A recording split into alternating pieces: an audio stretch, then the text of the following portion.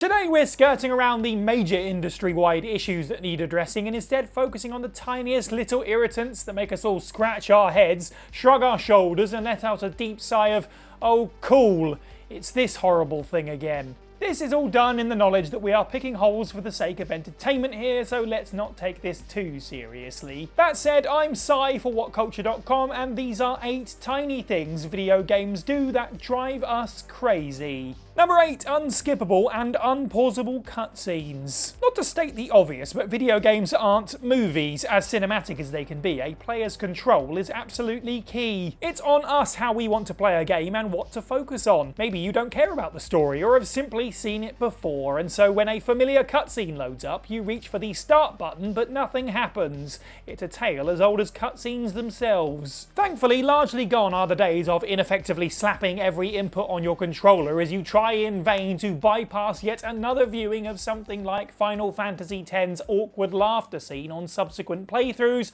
or after dying and loading a save. But this produces another problem. What if you're deep into a 25-minute political diatribe and need to go to the bathroom? Kojima and his team recognised the issues with their lengthy cutscenes in the Metal Gear Solid series and made it possible to pause midway through for MGS4. Best of all, not only could you pause mid-cutscene, you could then elect to skip it from here. This game came out in 2008 and we still haven't strictly made this the standard. If you reach out to pause a cutscene in games these days, you never know what you're going to get. A pause screen, nothing at all, or a sudden jump forward and you reaching for your phone to watch the cutscene on YouTube that you accidentally just skipped. So much in gaming has become standardized these days, like controller shapes and multi-format software. Why can't every major game have pausable and skippable cutscenes? Number 7, missable items. The main advantage to open world games is exploring at your own pace. You can go in whatever direction you like at whatever time and tackle tasks depending on your mood. But this openness has to be scrutinised properly lest you raise the ire of gamers. If areas are only to be visited at certain times or just once, they better not contain anything that players might miss on their first run through. This is a problem with hundreds of games like Dragon's Dogma, Arkham Origins, Bloodborne, almost every game in the Final Fantasy series. But for a recent and particularly stinky example, let's take a look at Resident Evil 4 Remake. The game adapts plenty of more explorative elements over the original RE4, but is still strictly linear. There are certain points where the game stops you from returning to older areas. Thankfully, the mysterious merchant warns you about this with the all-too-transparent point of no return, stranger dialogue. However, the real issue is that there are certain rooms that you can only visit once. After you're through, you're not coming back. One of the most egregious examples is playing as the defenseless Ashley Graham, chased by sentient, terrifying suits of armor, where you can run right past your single opportunity to grab a particular treasure. There's also a gun on the wall that you assume you have to come back and grab as Leon later,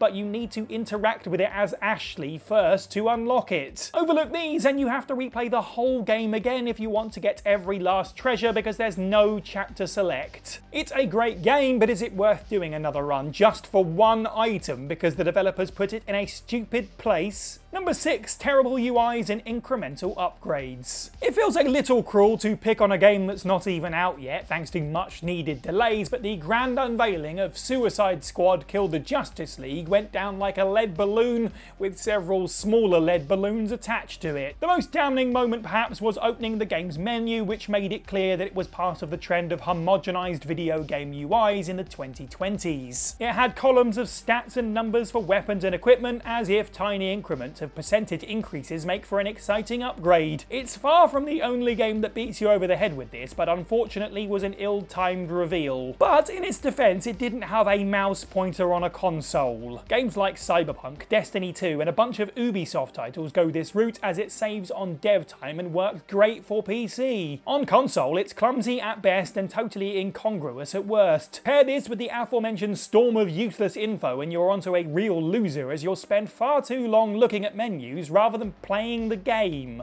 Cyberpunk 2077 should get some kind of award for its menu because it's just horrific to navigate and use, especially on console. There's so many pages that finding what you need early on is a nightmare, not to mention that it's filled with so much small text that it's hard to determine what's useful and what's not. For example, to make the game more realistic, you can basically pick up anything you find in Night City, but now your inventory is just totally trashed with Legion invasions of junk items. There's probably a point where realism needs a hard stop in the face of an enjoyable experience. Number 5, bad trophy and achievement lists. Not everybody cares about getting that 1000G or Platinum trophy until they're almost there. Even if you only casually look at what achievements a game might contain, there's something that sprouts in almost every gamer when you see that you've only got a couple left to get anyway. After all, if you've put enough time into a game, then you might as well get absolutely everything out of it. A great example is Insomniac Games' Spider-Man Remastered, which has a 16.5% completion rate for its Platinum. This doesn't sound like a lot at first, but when you consider that more than 1 in 10 players did everything the game had to offer, that is quite high indeed. Miles Morales, the game's follow-up, however, has a much lesser 6% for its Be Yourself Platinum,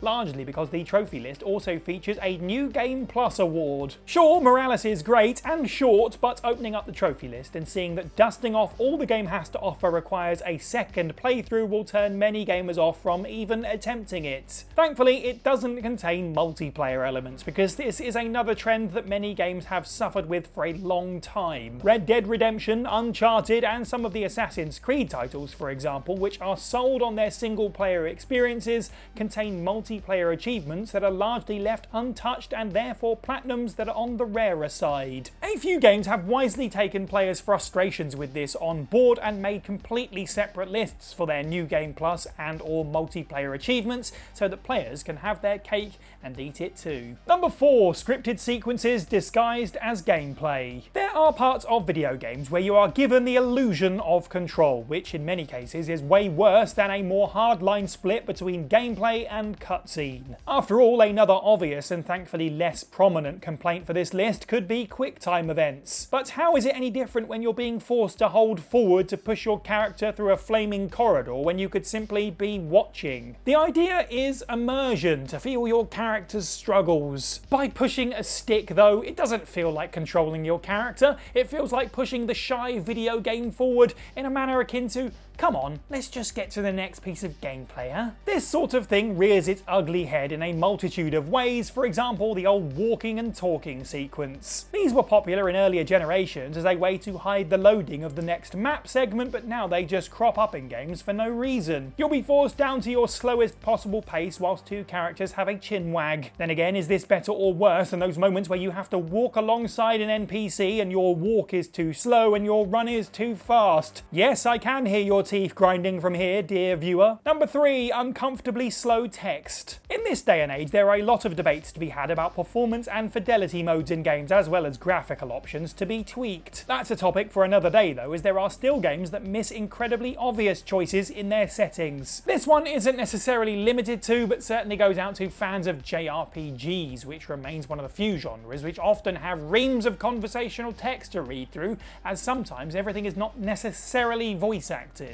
Persona 5 is a fantastic example of doing things right, as the game is over 100 hours long. Not only does it move by fast as is, if you ever wanted to play through the game more than once, you can quite simply press the start button to fast forward all conversations up until the player is asked to make a dialogue choice. The game script is thousands upon thousands of pages long, and you can breeze through it if needs be. Pikmin 4, though not a JRPG, is a recent source of personal frustration. In its first few hours, as displayed by the game's demo, there is a lot of waffling. Some of it is tutorials for the mechanics, but it's increased further by dialogue that is there to build the personalities of the cast. This is fine, but the fixed text speed crawls along, which results in much mashing of the A button and wondering after the first 2 hours if you want to buy the full game at all. You can basically feel your brain in danger of turning into sludge before you finally get proper control of the experience. Number 2, you are leaving the mission area. Am I? Am I really? Because I thought the entire point of your open world is that I could play the game however I like. Games with gigantic maps often sell themselves on this point. There's so much to see and do, and best of all, to be approached however you like. Sandbox quite literally is supposed to mean that the player has control. You are supplied tools and told to use them however you like to maximise your enjoyment. It's kind of funny how many video games take place on islands or in valleys these days, just so players can be kept captive in the world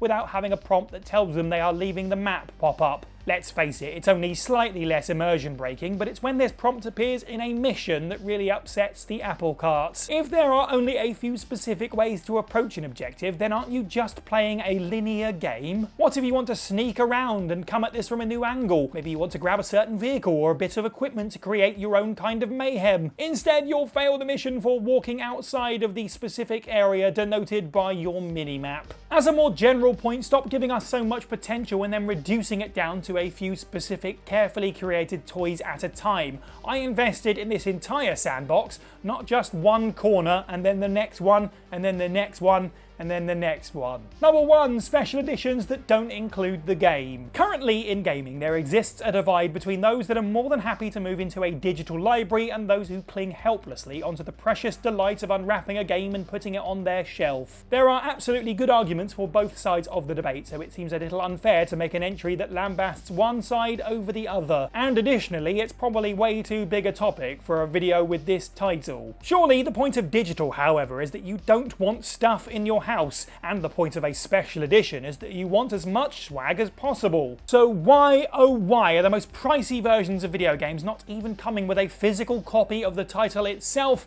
and instead just a download code? It's become a worrying trend that special editions are swag bags of memorabilia, statues, steelbooks, and exclusive DLC, and no actual disc. From a publisher perspective, this cracks down, of course, on a consumer's choice to resell. It also scarily means that video game preservation moves into dark territory. What if the game you bought for whatever reason is taken off of digital storefronts? What if, in fact, the digital storefront is shut down forever? It may seem unthinkable now, but it probably also felt the same way during the days of the PSP, Vita, 3DS and Wii U stores before they shuttered for good, taking away the games that were exclusive to them. Outside of a glass cabinet of video game statuettes, nowadays collectors find themselves with a shelf that is starting to fill with empty steel books. Now this video is rather entitled, we know this, we're just picking tiny holes, and sometimes it's fun to do that. And sometimes you can tell when a video game is going to suck. Click the video on screen now to watch our rundown on that.